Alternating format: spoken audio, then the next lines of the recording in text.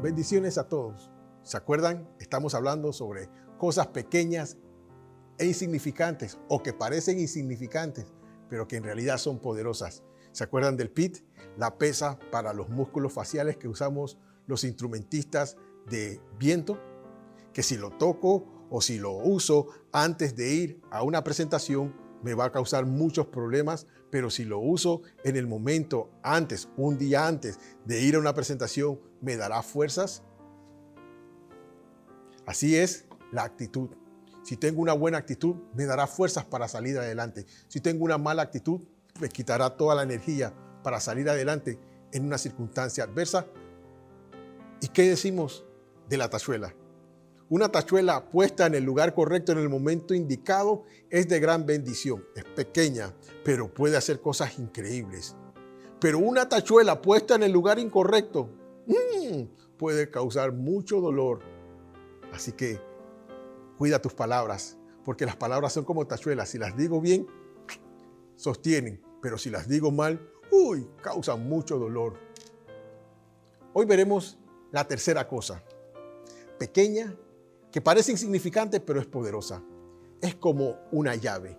Las llaves son pequeñas y, digamos, relativamente frágiles.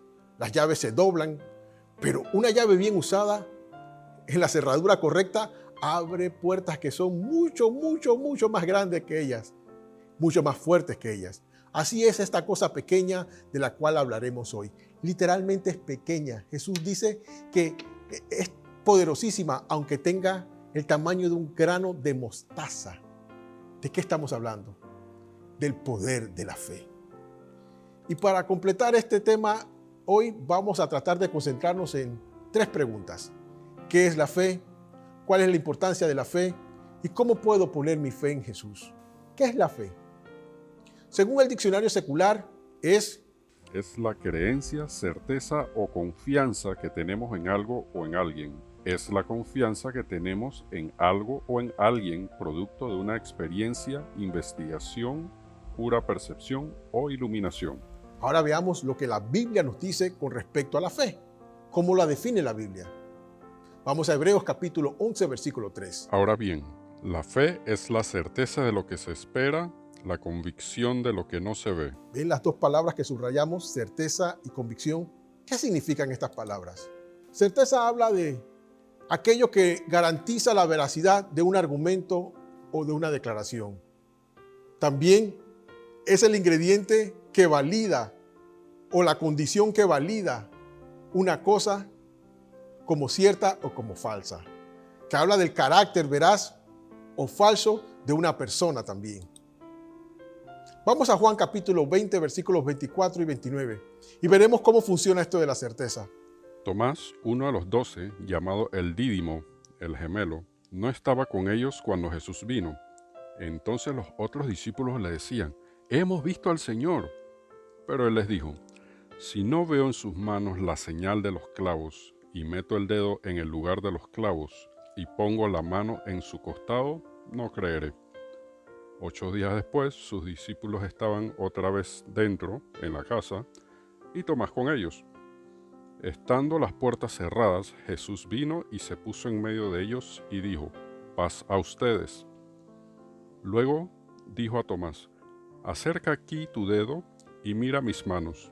Extiende aquí tu mano y métela en mi costado, y no seas incrédulo, sino creyente». «Señor mío y Dios mío», le dijo Tomás. Jesús le dijo, «¿Porque me has visto has creído? Dichosos los que no vieron y sin embargo creyeron». Tomás se le dijo que el Señor había resucitado y Tomás pone unas condiciones para que eso sea cierto o falso. Él dice, si veo sus manos, ¿verdad?, con la señal de los clavos, si puedo meter mi dedo en el lugar de esos clavos y puedo poner mi mano en su costado, creeré. O si no puedo hacer eso, no creeré. Y cuando se le aparece Jesús, algunos días después, le dice a Tomás, Tomás, ven y comprueba lo que necesitas para saber si ya he resucitado o no. Mira las marcas de los clavos, mete tus dedos allí, pon tu mano sobre mi costado. ¿Crees ahora, Tomás? Y Tomás creyó. Así nos pasa a veces con Dios. ponemos condiciones para creer en Dios. Y Dios, algunas de esas condiciones las responde, otras veces no. Pero Jesucristo le dice algo todavía más importante. Le dice que Él creyó porque tuvo esas pruebas, pero mejores son aquellos que creen sin haber visto. ¿Cómo llegan esas personas a creer en algo que no han visto? Porque usan entonces la segunda palabra, convicción. Es una prueba irrefutable por medio de la cual se comprueba la existencia de un hecho o cosa o persona. Eso es lo que es convicción. Vienen del mundo científico. Porque yo les entregué en primer lugar lo mismo que recibí, que Cristo, el Mesías, murió por nuestros pecados, conforme a las Escrituras, que fue sepultado y que resucitó al tercer día, conforme a las Escrituras, que se apareció a Cefas, Pedro, y después a los 12. Luego se apareció a más de 500 hermanos a la vez, la mayoría de los cuales viven aún, pero algunos ya duermen, murieron. Después se apareció a Jacobo, Santiago, luego a todos los apóstoles, y al último de todos, como a uno nacido fuera de tiempo, se me apareció también a mí. Pablo dice que él usa varios argumentos. Él usa tanto los argumentos de la convicción y de la certeza. Él dice, se me apareció a mí también, pero se le apareció a 500 hermanos. Él no habló con 500 hermanos. Él dice, las pruebas que me han presentado con respecto a la resurrección de Cristo a través de 500 testigos me es suficiente para garantizar que Él resucitó. ¿Sabes? Es posible que Dios quiera alimentar tu fe, no dándote señales como hizo con Tomás, sino que tú puedas ver los argumentos, puedas ver las pruebas, las evidencias que existen de su resurrección. De eso vamos a hablar un poquitito más adelante. Sigamos. Entonces, la certeza tiene que ver con la forma que llego a tener fe, por ejemplo, una experiencia. Y la convicción tiene que ver que uso evidencias ya preexistentes para basar mi fe. Eso fue lo que hizo Pablo y lo que exhorta Pablo a los hermanos de Corinto a hacer. Miren, tenemos estos testigos. Yo soy un testigo ocular de que Cristo resucitó porque se me apareció a mí. Ustedes me conocían antes, yo perseguía a la iglesia y ahora defiendo a la iglesia. Se le apareció a Santiago, que también era incrédulo, el hermano de Jesús, y ahora cree en Jesús. Y se le apareció a 500 hermanos que ustedes conocen. Por favor, esas son suficientes evidencias para tener la convicción de que Él resucitó. ¿Cuál es la importancia de tener fe en Dios, de creer en Jesucristo? Primer argumento que es importante, la primera razón que hace importante que tú creas en Jesucristo es que Dios usa mi fe para aprobarme. Dios me aprueba según lo que yo decido creer de Él o no. Miren lo que nos dice Hebreos 11, 2 y 6. Gracias a ella, nuestros antepasados fueron reconocidos y aprobados. Sin fe es imposible agradar a Dios, porque es necesario que el que se acerca a Dios crea que Él existe y que sabe recompensar a quienes lo buscan. La segunda cosa importante por la cual es necesaria tener una fe en Dios correcta es que la fe me permite construir una cosmovisión correcta sobre la creación. ¿Qué es cosmovisión? Son todos los elementos que tú utilizas para interpretar tu mundo. Todos usamos argumentos. Yo creo en Dios por esto, por esto. Creo que Dios... Y la fe nos permite tener una cosmovisión de la creación del mundo espiritual y natural correcta. Miren lo que dice Hebreos 11:3. Por la fe entendemos que el universo fue creado por la palabra de Dios, de modo que lo que se ve no fue hecho de cosas visibles. Así que la fe es lo que Dios usa para aprobarme, para aceptarme o no, y la fe también me permite construir una cosmovisión, un andamiaje de argumentos que me permiten interpretar el mundo espiritual y natural, la creación. La tercera cosa por la cual la fe es importante es que la fe es la que me permite adorar a Cristo de un modo digno a su majestad. Que yo pueda adorar a Dios de una manera correcta. ¿Sabe que la adoración no es cantar solamente? ¿Qué es la manera más sencilla de adorar? Es cantar. Es la parte ceremonial, la parte mecánica, yo diría. Pero hay una parte más profunda de la adoración y es darle lo mejor de mi vida a Dios. Miren lo que nos dice Hebreos 11:4. Por la fe, Abel ofreció a Dios un mejor sacrificio que Caín, por lo cual alcanzó el testimonio de que era justo, dando Dios testimonio de sus ofrendas, y por la fe, estando muerto, todavía habla. ¿Ven lo que pasó con la ofrenda de Caín y Abel? Vamos a verlo más a fondo. Caín presentó al Señor una ofrenda del fruto de la tierra. Abel también presentó al Señor lo mejor de su rebaño, es decir, los primogénitos con su grasa. Y el Señor miró con agrado a Abel y a su ofrenda, pero no miró con agrado a Caín ni a su ofrenda. ¿Notan ustedes lo que dice el pasaje? Que Dios miró con agrado a Abel y a su ofrenda, pero no miró con agrado a Caín ni a su ofrenda. Es que a Dios le interesa más quiénes somos que lo que hacemos. Dios le importa más lo que tú y yo creemos que lo que decimos. Es que la fe es la que controla nuestra vida, en verdad. Y por la fe, Abel ofreció lo mejor que él tenía, pero Caín, porque no tenía una fe correcta, no dio lo mejor. Dio también, pero no lo mejor. La importancia número 4, la razón número 4 por qué tener fe es importante es la siguiente. La fe es la que me convicta a obedecer a Cristo a pesar de las dudas razonables. Seamos honestos. Muchas cosas que nos ordena hacer el Señor en la palabra no son agradables y pareciera no tener lógica, ni parece ser justas. Por ejemplo, poner la otra mejilla, perdonar, caminar la milla extra, abandonar la contienda, obedecer aunque me cause sufrimiento, tener una buena actitud cuando no hay nada bueno a mi alrededor. Esas son cosas que puedo hacer en obediencia a Dios si tengo fe en quien me las está ordenando. Dice Hebreos 11:3 lo siguiente. Por la fe, Abraham, al ser llamado, obedeció, saliendo para un lugar que había de recibir como herencia, y salió sin saber a dónde iba. ¿Ven? ¿Por qué Abraham obedeció? Porque tuvo fe, porque creyó. Y miren, no era lógico lo que Dios le decía. Dios le dijo, levántate y sígueme. Y te voy a decir a dónde vas a vivir ahora. Imagínese que usted llega a su casa y le diga a su esposa o a su esposo y a sus hijos, empaquen todo que nos vamos. ¿Y para dónde nos vamos? Todo el mundo se pone contento. Nos vamos de paseo. Nos dieron un salvoconducto. No, nada de salvoconducto, nada de paseo. Es que Dios me habló y me dijo que teníamos que mudarnos de aquí y que Él nos iba a enseñar a dónde íbamos a vivir. ¿Cómo así? Sí. Él dice que nos montemos en el carro con todas nuestras cosas y que le sigamos. Pero. Qué locura, ¿verdad? Ahí hay dudas razonables y hay una desobediencia que parece ser lo más lógico. Porque pareciera que él estuviera escuchando vocecitas, está medio esquizofrénico, hay que llevarlo entonces al psiquiatra o al psiquiátrico más bien y dejarlo allá un par de días. La fe es la que nos permite a veces obedecer aún a las cosas que parecen más ridículas. Decía mi mentor David Spencer, obediencia hubiera sido lo que yo hubiese hecho si hubiese sabido las consecuencias. Bueno, la fe me permite ver de manera visionaria las consecuencias de hacer lo que Dios dice, a pesar de que no tiene lógica alguna en el momento presente. Fe, la fe es importante. ¿Qué Dios te está diciendo?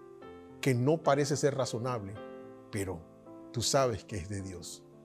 La quinta cosa por la cual la fe es importante es que la fe me da el ánimo para tener una actitud positiva respecto al futuro. En este momento, ¿cuán necesaria es la fe para tener una actitud positiva en cuanto al futuro? Porque todo lo que se nos dice con respecto al futuro es básicamente muy oscuro, muy deprimente. Se nos dicen que vamos a estar más pobres. Se nos dicen que es probable que tengamos que esperar mucho tiempo, un futuro muy prolongado para encontrar una cura. Y que cuando la cura se encuentre tendremos que esperar las pruebas para garantizarnos que en verdad es la cura. Se nos dice que no se sabe en verdad cuándo ni cómo van a ser las cosas definitivamente en el futuro. Tenemos un futuro incierto, pero si tengo fe, puedo tener una actitud positiva con respecto al futuro.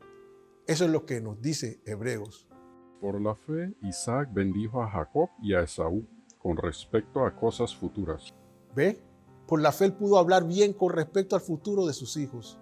Y tú también debes hacer lo mismo. Bendecir quiere decir hablar bien. Y solamente puedo hablar bien cuando tengo fe y una actitud correcta que respalda esa fe, que me permite ver un futuro mejor, a pesar de que todos los pronósticos parecen ser malos. ¿Por qué? Porque en este valle de sombra de muerte me acompaña el Señor. Y el Señor siempre tiene al final una mesa, dice el salmista, bien acomodada, bien equipada para darme lo que necesito, para que cuando yo llegue a ese momento futuro, yo esté listo para disfrutar de él. E Isaac sabía esto, por eso bendijo a sus hijos. Tú también puedes hacer lo mismo. No es la primera crisis que muchos de nosotros hemos atravesado. Esta no es la primera crisis para muchos de nosotros. Hemos visto a Dios sacarnos adelante. ¿Quién sabe sea la peor? Pero aquí es donde viene la fe. Nos cuestiona las dudas diciendo, ¿habrá algo difícil para Dios? Entonces, ánimo con respecto al futuro. Bendice a tus hijos. Esfuérzate porque continúen estudiando. Esfuérzate tú también por seguir avanzando.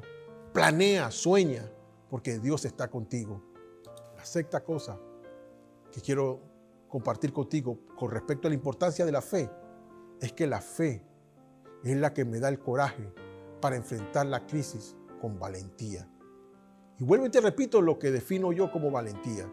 No es la ausencia de miedo causado por las dudas, sino más bien la disposición, la resolución del alma, del corazón, de no dejarse dominar por los miedos con una actitud negativa, irracional, con palabras negativas siempre saliendo de nuestra boca, sino todo lo contrario, una actitud positiva, palabras positivas, llenas de verdad, consejos sabios, enfrentando nuestros miedos, preguntándole, ¿será esto difícil para Dios? ¿Será esto imposible para Dios?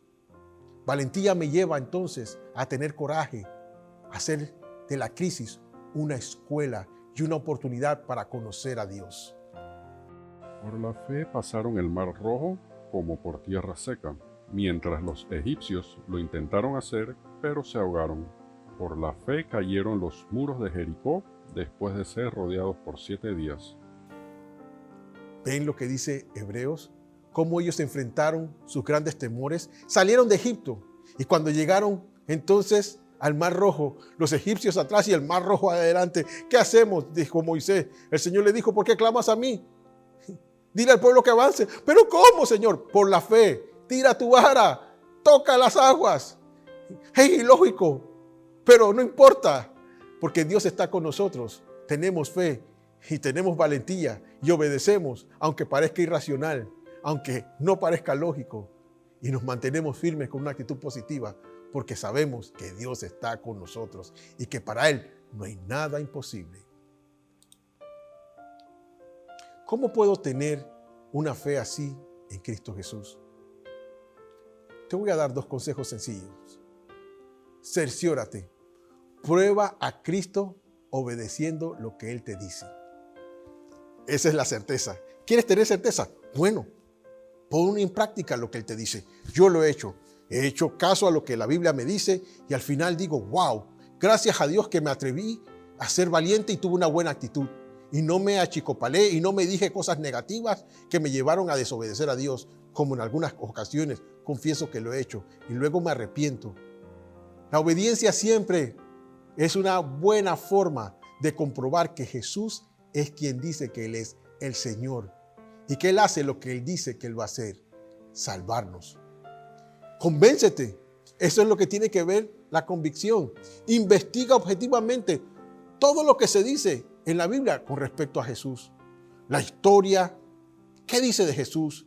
La ciencia, ¿qué dice de Jesús? ¿Qué dice acerca de su vida, de su muerte y de su resurrección? Para ayudarte quiero regalarte algo.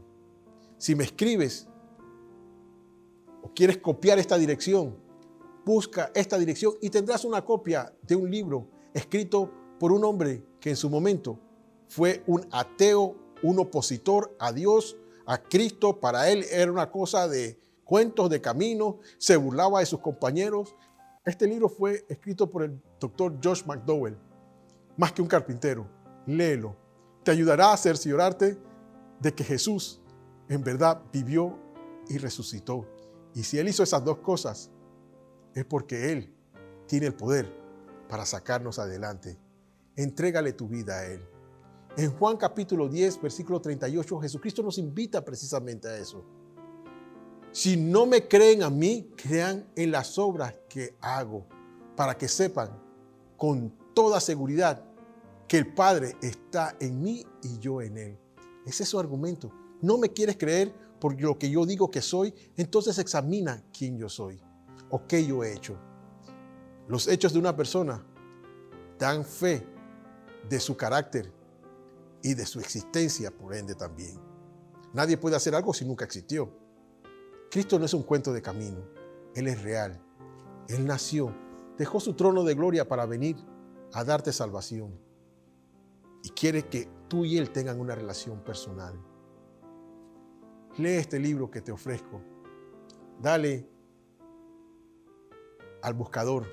Busca eso, Más que un carpintero, en PDF, o toma este link, o escríbeme y te mando copia para que puedas leerlo en tu celular si quieres, para que te puedas cerciorar y convencer de que Cristo es real y que puedes tener fe en Él en un momento como este. Pido al Señor que nos dé la fuerza a cada uno de nosotros para que, si tenemos poca fe, podamos aferrarnos a ella, porque basta tener un poquito de fe como un grano de mostaza para mover montañas. Y si no tenemos ni siquiera esa fe de un grano de mostaza, que podamos tomar los pasos responsables para cerciorarnos de que Jesucristo es quien dice que es y convencernos a través de un análisis profundo de los hechos que narra la Biblia sobre su existencia y comprobarlos a través de la historia y de la ciencia, podamos convencernos de que es sabio depositar nuestra vida en Él, confiar en Él y hacerlo nuestro Salvador y nuestro Señor. Que el Señor nos ayude a todos a tener fe, aunque sea como un granito de mostaza. La fe es una llave que abrirá puertas en momentos como estos, oscuros, donde necesitamos levantarnos y alumbrar con una buena actitud, abrir nuestra boca para ser voceros de Dios y tener fe que inspire a otros a depositar su vida a su servicio y a su control.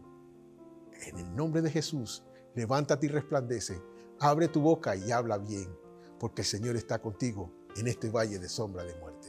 Bendiciones.